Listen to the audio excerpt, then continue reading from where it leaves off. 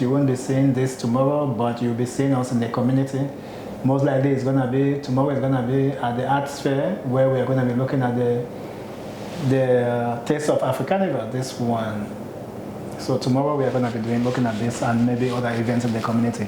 But let's go to our guest. As I said in the introduction, we have a lot of challenges in our community because a lot of people who study abroad or study here struggle to find jobs in the field that they have studied.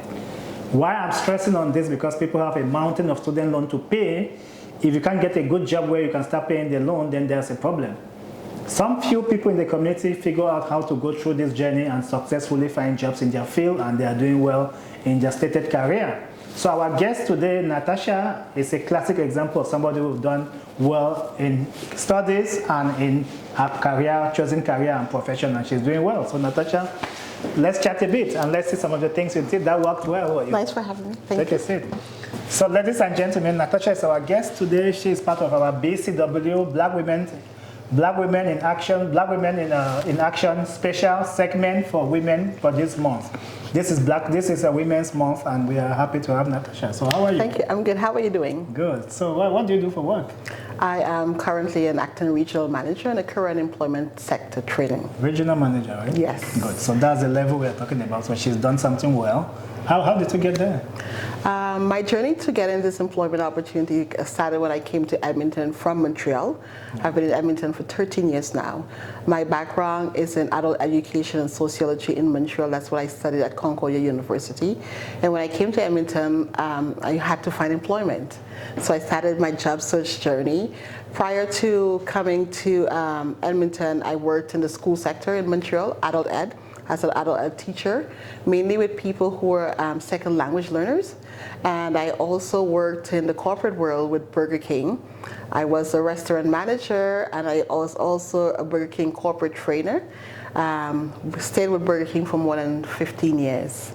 So a lot of my experience is based on training, hence why I wanted to get into adult education and training. And that journey, coming to Canada at a young age, I saw a lot of immigrants again in Montreal who sometimes are not sure of the pathway, to get themselves upskilled and get themselves back into work.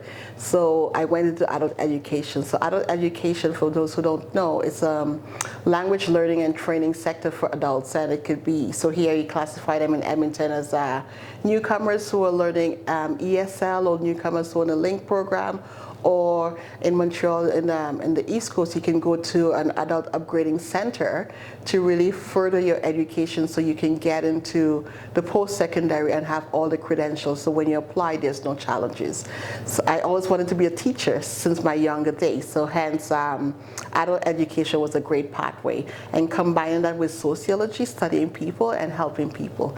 So that brought me to working in the human services sector here in Edmonton. So that's a combination of sociology and education together, human services, and I'm currently working in the career and employment sector. So we focus on guiding people with their pathways to employment, helping you career coach, helping you redefine your resume, helping you choose the right program for your studies, and then connect you to employment. So in Canada, Alberta, I'm a certified career professional development. So it's a national designation by Canada. So this is an accredited yes, sector. It is an accredited sector. Which means there's a body that controls it. You can't just come and get into it. So you can't. You have to, if you want to really stay in the sector and leverage up with what the government is looking for employment requirement, you have to get the accreditation. And it became just about 3 years ago, we became a national body. So everyone in Canada has the same designation. Before the designations were provincial based.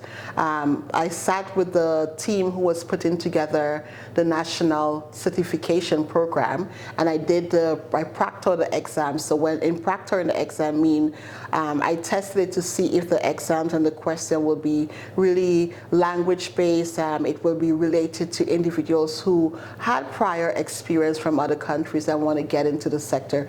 And hence, with proctoring that, they've made some adjustments based on contribution that myself and others made, and it's now a national certification. So I'm a certified career development practitioner, but a national certified career development practitioner. So let me pause there. Where were you born? I was born in Trinidad. I am from Trinidad and Tobago. When did you come to Canada? I came to Canada at the age of 17, so as a youth. Like most people who are watching, I'm sure they also came to Canada at some point in time. So what brought you from Montreal to Edmonton? I had my son, and we didn't have much family in Montreal, and the families with children here. So I explored Edmonton, did some research, and found that it's a good place to raise a child also. So how did you get your current job? How did you find this? So to get my calling job, I just applied like every other applicant who is looking for jobs. Having to know the best practice in application. During the time I was applying, I also decided, let me see what Edmonton is made up and get a volunteering opportunity. Okay. So I focused on getting a volunteering opportunity in the interim of not having a job. And that led me to the company where I'm at right now. Okay, so volunteering is a big part of this journey. Volunteering is a big part of the journey, especially if you're coming as a newcomer. It's important for volunteering. It's important to circle yourself with individuals who know the process of the industries that you want to get into. It's okay to stay within the community, but as we say in the community, sometimes you get misinformation. Misinformation is a big thing that I find a lot of new immigrants experiencing, because the pathway that someone took a couple years ago is probably not the same pathway. So you have to really reach out within the community, reach out to organizations where they have professionals who've gone through the journey that you're taking, and get the necessary information, the right information. There are shorter pathways for many industries that people want to get into, but because they're misinformed, they go back in circles and they circle around, and then frustration comes in. Sometimes you spend funding, you go and take loans for student loans. With some colleges that are offering the student loans, they're accredited colleges, but sometimes they're not the strongest or most highly recommended colleges to get you to that journey for employment.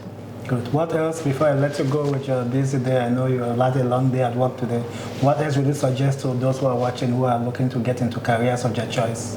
If you're looking to get into a career pathway of your choice, I think you have to do the research. I think it's important to make sure that your resume is leveraged up in terms of the language that's related to the industry and the Canadian context of language. Language context differs depending on where you're coming from, but you want to make sure that your resume is able to speak to that employer, that you have some sort of volunteering experience, that you have some updated accreditation. So maybe you can take courses. There are several courses online that's available for different sectors that can help you upskill in your learning process. So employers are able to recognize that you do have some sound knowledge of the industry. Again, volunteering, attending networking opportunities is really essential to break the barriers to getting into employment.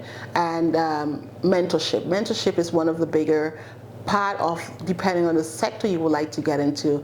It's really important that you seek out a mentor. You get a coach who can sit and help you, guide you with the pathways, and teach you what that industry is looking for, what maybe if they're regulated industries, what are some of the regulations that differ from your country, but you also could apply your transferable skills to get to work. Thank you. Thanks for coming, Natasha. Nice to meet you. Well said. And ladies and gentlemen, you can hear somebody who is at the level where you dream of getting to, or maybe higher, that's getting better. So thank you for listening. Thank you for watching. Back again to our show on Monday. ArtSphere Voices of Impact every day, Monday to Friday. And on weekends, as you know, we go into the community, and tomorrow we have this very special food and wine tasting right here at Taste of Africa right here at ArtSphere. So we'll see you again on Monday. Have a good evening. Thank you.